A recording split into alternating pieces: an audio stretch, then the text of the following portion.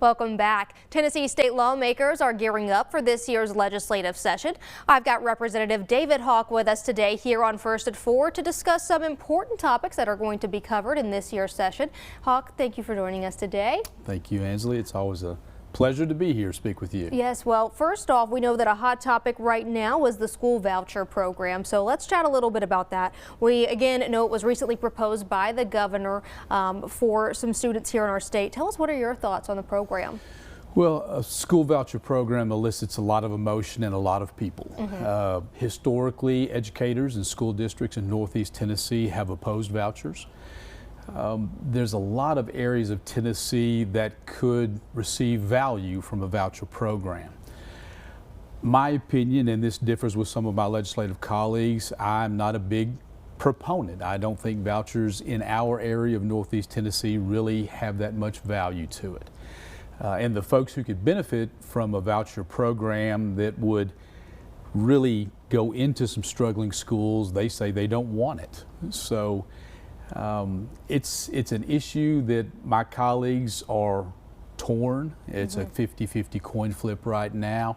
Personally, I cannot support a voucher program in the form that I see it, but I don't begrudge anybody who does support a voucher program for their district. And now you touched on this just a little bit, and we do know that recently we got the letter grades back for the school districts all across the state, especially here in our region. And we know that some schools in the region, they got some good letter grades, some did not get some great grades. So let's talk a little bit about what this voucher program actually means for the school districts here in Northeast Tennessee.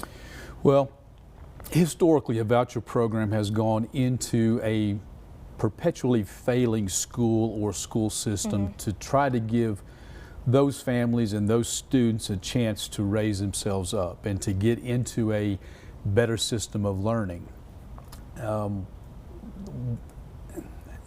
What I see as the letter grades doing, it helps identify some schools, the buildings themselves, that may need a little bit of help.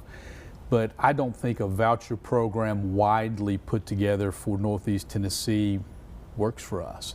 The letter grades were good and informative, but I don't think they really surprised anybody.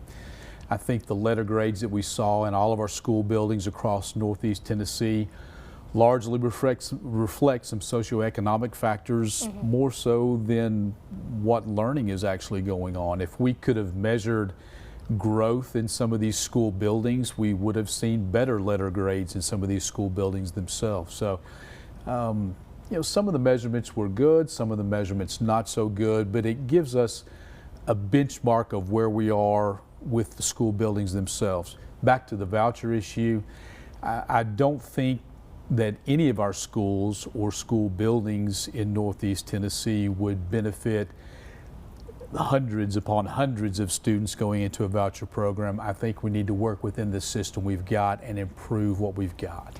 Let's go ahead and switch gears now and let's talk about artificial intelligence. Again, been making headlines across the nation, including here in Tennessee. We do know that this morning the governor did announce a bill to protect songwriters, performers, and their voices from the misuse of AI. Can you tell us what prompted this bill, and could we see any other bills like this? And a quick answer is yes, we could see other bills like this. The reason we start with the music industry, you've got Music City as Nashville, and so many musicians call Tennessee their home, that we're trying to protect the business that is the music industry, to ensure that the folks who record a particular sound or voice or album get credit for doing that. And artificial intelligence, for all the good that it's going to bring our country, there's a lot of not so good, and you can sample a note from this and a voice from that and mesh it all together and pass it off on your own when it's not, when all you're doing is just sampling someone else's work.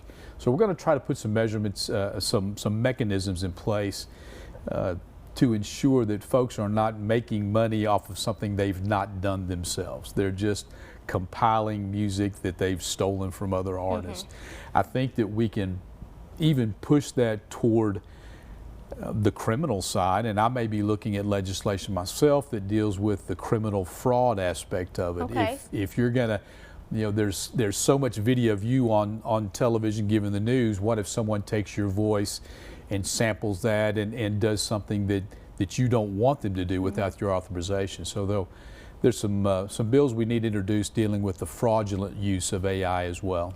All right. Well, Representative Hawk, thank you so much for joining us today. And I know that we'll be in touch throughout the session. And again, we appreciate you for spending your Friday afternoon with us. Glad to be here. Thanks, Angela. Absolutely.